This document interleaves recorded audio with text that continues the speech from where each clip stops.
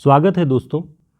आज हम सभी हजारी प्रसाद द्विवेदी जी का प्रसिद्ध निबंध नाखून क्यों बढ़ते हैं उसे पढ़ेंगे, उसकी समीक्षा और उसके मूल प्रयोजन के बारे में बात करेंगे। यहाँ पर इस निबंध की शुरुआत हजारी प्रसाद द्विवेदी अपनी एक छोटी बच्ची के कुछ प्रश्नों से करते हैं, जिसमें एक बच्ची छोटी सी है और वह पूछती है कि नाखून क्यों बढ़ते हैं। तो इसी नाखून बढ़ने की जो एक प्रवृत्ति है उसी को केंद्र में रख के हजारी प्रसाद द्विवेदी जी एक दीर्घ चिंतन करते हैं और उसी चिंतन का परिणाम यह निबंध है। इस चिंतन के केंद्र में मनुष्य की आरंभिक जो पशु प्रवृत्ति है, आरंभ में जो वो नाखून का एक महत्व उनके जीवन में होता था, उनको दर्शाते हुए प्राणी विज्ञान के जो तथ्य हैं वो क्या कहते हैं मनुष्य के नाखून के बढ़ने पर, और साथ ही साथ मानवीय सभ्यता और पाशविक सभ्यता के बीच अस्त्र शस्त्रों की होड़ और भारतीय संस्कृति की महान समृद्ध परंपरा को इस निबंध में वे दर्शाते हैं। आप देखें तो महत्वपूर्ण हिस्सों को हम लेकर के इस निबंध के यहाँ पे बातें करेंगे, जिसमें उन्होंने लिखा है कि कुछ ही लाख वर्षों की बात है जब मनुष्य जंगली था, वनमानुष जैसा था। उसे नाखून की ज़रूरत थी। उसकी जीवन रक्षा के लिए नाखून बहुत ज़रूरी थे। असल में वही उसके अस्त्र थे, दांत भी थे, पर नाखून के बाद ही उनका स्थान था। उन दिनों उसे जूझना पड़ता था, प्रतिद्वंदियों को पछाड़ना पड़ता था। नाखून उसके लिए आवश्यक अंग था। फिर वह धीरे धीरे अपने अंग से बाहर की वस्तुओं का सहारा लेने लगा। यह दशा मनुष्य की उस अवस्था का है।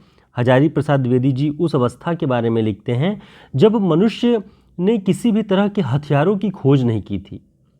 तब सामान्य पशुओं की भांति मनुष्य भी अपने नाखूनों, दांतों से अपनी जीवन की रक्षा करता था, अपने खान पान के इंतज़ाम करता था।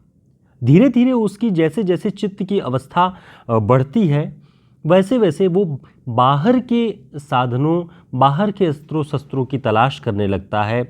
और आप देखेंगे कि पत्थर के ढेले, पेड़ की छालें, पेड़ की डालें, ये सारी चीज़ें इकट्ठा करके वो अपनी सुरक्षा के लिए उनका इस्तेमाल करता था। मनुष्य और आगे बढ़ा, उसने धातु के हथियार पाए। जिनके पास लोहे के शस्त्र और अस्त्र थे वे विजयी हुए। धीरे धीरे मनुष्य सभ्यता में ऐसे वे सभी जातियां पराजित होती चली गईं जिनके पास अस्त्र और शस्त्र विकसित नहीं हुए। मनुष्य के उन समूहों ने जिन्होंने धातुओं की खोज की, उन्होंने अपने लिए मजबूत अस्त्र और शस्त्र की तलाश की, उनका आविष्कार किया। साथ ही हजारी प्रसाद द्विवेदी जी बहुत सारे अन्य ऐतिहासिक और पौराणिक तथ्य भी देते हैं कि देवताओं के राजा तक को मनुष्य के राजा से इसलिए सहायता लेनी पड़ी थी कि मनुष्यों के राजा के पास लोहे के अस्त्र थे। असुरों के पास अनेक विद्याएं थी पर लोहे के अस्त्र नहीं थे, शायद घोड़े भी नहीं थे। कुल मिलाकर उनकी कहने का जो मूल प्रयोजन है वह यह कि मनुष्य ने जब धातु के औजार बनाने शुरू किए तो ऐसे औजार किसी अन्य जातियों के पास, यहाँ तक कि देवताओं और असुरों के पास भी नहीं थे। इसलिए पौराणिक कथाओं में मनुष्य राजाओं के पास देवता और असुर ये सभी सहायता के लिए आते थे और उनसे उन अस्त्रों की मांग करते थे। तो आप देखिए कि नाखून को केंद्र में रख के बढ़ा हुआ चिंतन धीरे धीरे मानवीय सभ्यता के इतिहास में अस्त्रों शस्त्रों के आविष्कार से जुड़ जाता है। और आप देखेंगे कि धीरे धीरे हजारी प्रसाद द्विवेदी जी इसे मनुष्य की पाशविक शक्ति के विकास के रूप में कैसे देखते हैं। आगे उन्होंने लिखा कि लोहे के अस्त्रों ने बाजी मार ली थी। इतिहास आगे बढ़ा। पलीते वाली बंदूकों ने, कारतूसों ने, तोपों ने, बमों ने, बम वर्षक वायुयानों ने इतिहास को किस कीचड़ भरे घाट तक घसीटा है, यह सबको मालूम है।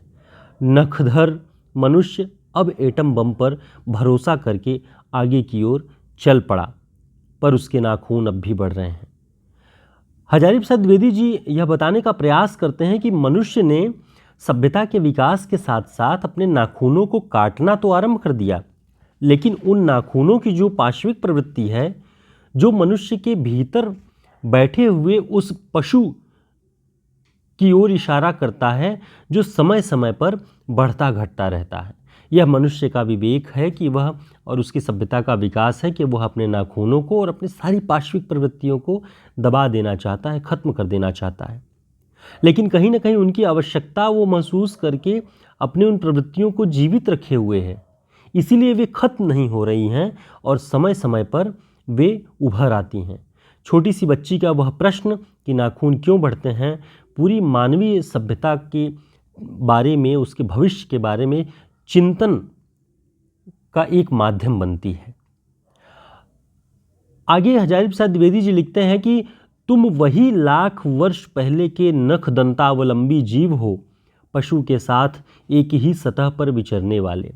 यानी मनुष्य को वे यह ध्यान दिलाते हैं कि तुम्हारे भीतर भी उन्हीं पशुओं की भांति नख दंत अभी भी विकसित हो रहे हैं जैसे अन्य पशुओं में।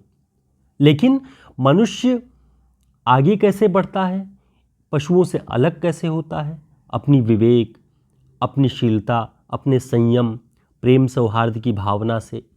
इन सब सारी चीज़ों से मनुष्य ने अपने विकास को, मनुष्यता को जीवित रखा है। लेकिन नाखूनों की प्रवृत्ति क्या है कि वे कमबख्त रोज बढ़ते हैं, क्योंकि वे अंधे हैं, नहीं जानते कि मनुष्य को इससे कोटि कोटि गुणा शक्तिशाली अस्त्र मिल चुका है। अब यह एक तरह से आप इसे व्यंग्य के रूप में देख सकते हैं कि पहले मनुष्य जब पशु की तरह था तो वह अपने नाखून और दांत को अस्त्रों शस्त्रों की तरह इस्तेमाल करता था अपनी सुरक्षा के लिए। लेकिन आज तो मनुष्य ने उन नख दंत से कई गुना, कोटि कोटि गुना शक्तिशाली अस्त्र खोज लिए हैं, जिससे वह अपनी रक्षा करने के बहाने मानवता को गर्त में डालता जा रहा है और तमाम तरह की पाशविक शक्तियाँ, हथियारों के शास्त्र, अणुबम के साथ, परमाणु बम के साथ सक्रिय होकर मानवता पर संकट पैदा कर रही हैं। आगे वे लिखते हैं कि मुझे ऐसा लगता है कि मनुष्य अब नाखून को नहीं चाहता, उसके भीतर बर्बर युग का कोई अवशेष रह जाए यह उसे असह्य है। यानी दिखाने के लिए मनुष्य यह कोशिश करता है कि हम नाखून नहीं रखते, हम समय समय पे नाखून काटते हैं, हमें इंसानों की तरह रहना चाहिए। वह कहीं से नहीं दिखाना चाहता कि हम पशु हैं। लेकिन नाखून ऐसी आगे जो वे लिखे हैं कि वे नाखून ऐसे अंधे हैं कि वो उगते चले आते हैं और मनुष्य को उसके पशु होने का बोध कराते रहते हैं, ताकि वह उस पशुता को त्यागने के लिए सार्थक और सक्रिय कार्य करे, चिंतन करे और मनुष्यता के हित में काम करे। नाखूनों का वे एक तरह से समझिए कि रचनात्मक ढंग से इस बात को प्रस्तुत करते हैं कि पहले पुराने युग में, प्राचीन युग में नख को रखने की और उसको सुंदर तरीके से सजाने की भी बहुत सारे उदाहरण मिलते हैं, जिसमें त्रिकोण अनुसार, वर्तुलाकार, चंद्राकार, दंतुल आदि विविध आकृतियों के नाखून उन दिनों विलासी नागरिकों के न जाने किस किस काम आया करते थे। तो एक तरह से ये सौंदर्य के रूप में भी नाखून का इस्तेमाल कुछ समय होता रहा। जैसे गौड़ देश के लोग उन दिनों बड़े बड़े नखों को पसंद करते थे और दक्षिणात लोग, यानी दक्षिण भारत के लोग, छोटे छोटे नखों को। सब अपनी रुचि के अनुसार नख रखते थे। वे कहते हैं कि प्राणी विज्ञानियों के बारे में भी वे कहते हैं कि प्राणी विज्ञान भी कहता है कि मानव की चित्त की भांति मानव शरीर में भी बहुत सी अभ्यास जन्य वृत्तियां रह गई हैं। जैसे मनुष्य अपने चित्त में बहुत सारी चीज़ें अभ्यास जन्य करके बचा के रखा हुआ है, वैसे ही मानव के शरीर में भी बहुत सारी अभ्यास जन्य वृत्तियां रह गई हैं। वो अभ्यास कैसे हैं? पाशविक है।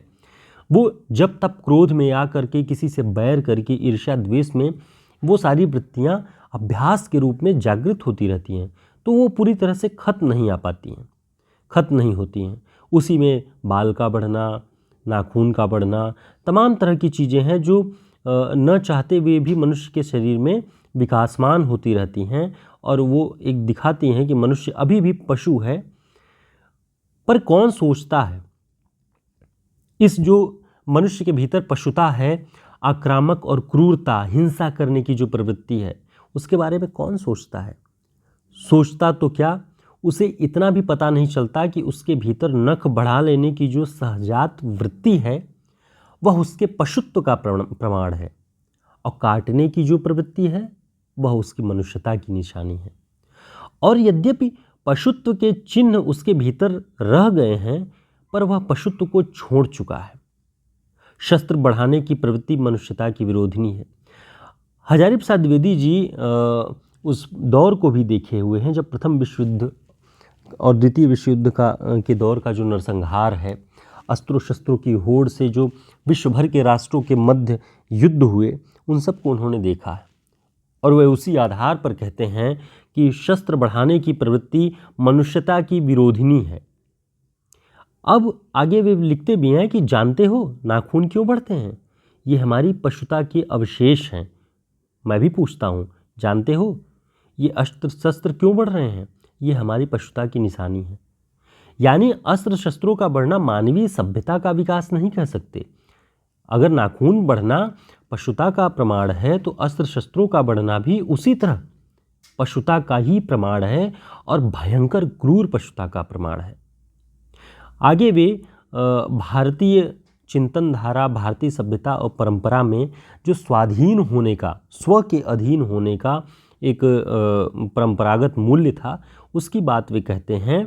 और उसको प्रोत्साहित करते हुए वे कहना चाहते हैं कि भारतीय सभ्यता में, भारतीय चिंतन में स्व के अधीन, अपने आप को अपने नियंत्रण में, अपने संयम में रख के एक दूसरे के प्रति प्रेम सौहार्द को विकसित करना, पशुता को खत्म करना, हिंसा नफरत को खत्म करना, यह हमारी भारतीय संस्कृति और भारतीय चिंतन परंपरा की विशिष्टता है। आगे वे लिखते हैं कि यह जरूर है कि परिस्थितियां बदल गई हैं, उपकरण नए हो गए हैं, उलझनों की मात्रा बढ़ गई है, पर मूल समस्याएं अधिक नहीं बदली हैं। भारतीय चित्त जो आज भी अधीनता के रूप में न सोचकर स्वाधीनता के रूप में सोचता है, वह हमारे दीर्घकालीन संस्कारों का फल है। वह स्व के बंधन को आसानी से नहीं छोड़ सकता।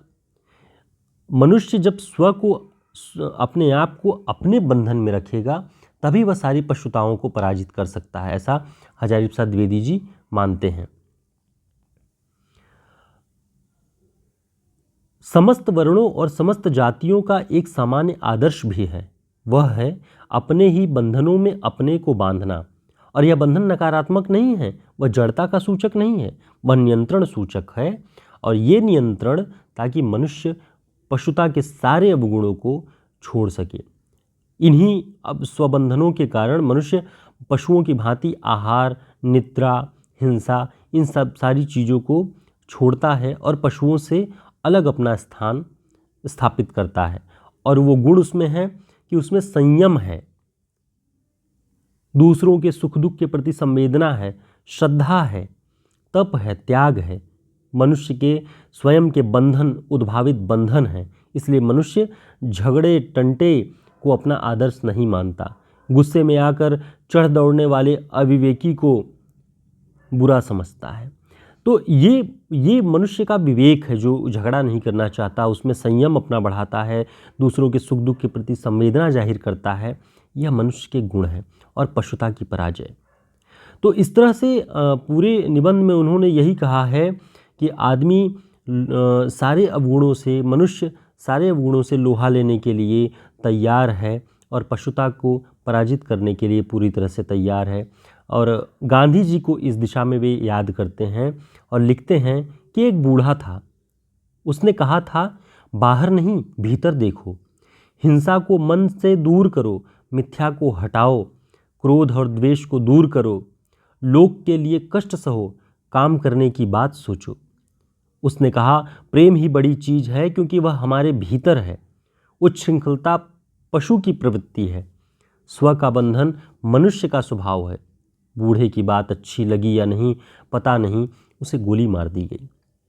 अब देखिए, जो व्यक्ति, जो महात्मा गांधी प्रेम की बात करते थे, मिथ्या असत्य की बात, असत्य को हटाने की बात करते थे, क्रोध और द्वेष को दूर करने की बात करते थे, सही काम करने की बात करते थे, उसे उन्हीं पाश्विक शक्तियों ने जो मनुष्य के भीतर हैं उसे मार डाला, उसे गोली मार दिया गया। इसलिए वे कहते हैं कि तब तक, हजारी प्रसाद द्विवेदी जी लिखते हैं कि बच्चों को तब तक इस बात से परिचित करा देना वांछनीय जान पड़ता है कि नाखून का बढ़ना मनुष्य के भीतर की पशुता की निशानी है और उसे नहीं बढ़ने देना मनुष्य की अपनी इच्छा है, अपना आदर्श है। और उसी आदर्श को पोषित करने के लिए हजारी प्रसाद द्विवेदी जी इस छोटे से विषय नाखून के बढ़ने को अपनी चिंता का और अपनी चिंतन का विषय बनाते हैं और भारतीय संस्कृति से जोड़ते हैं। इस निबंध के माध्यम से आप मानवता के गुणों से परिचित हो सकते हैं और पशुता के उस बोध को समझ सकते हैं जो मानव सभ्यता के लिए विनाशिनी है, मानव सभ्यता के लिए संहारक शक्ति सिद्ध होती है। यह निबंध आपके समक्ष प्रस्तुत था।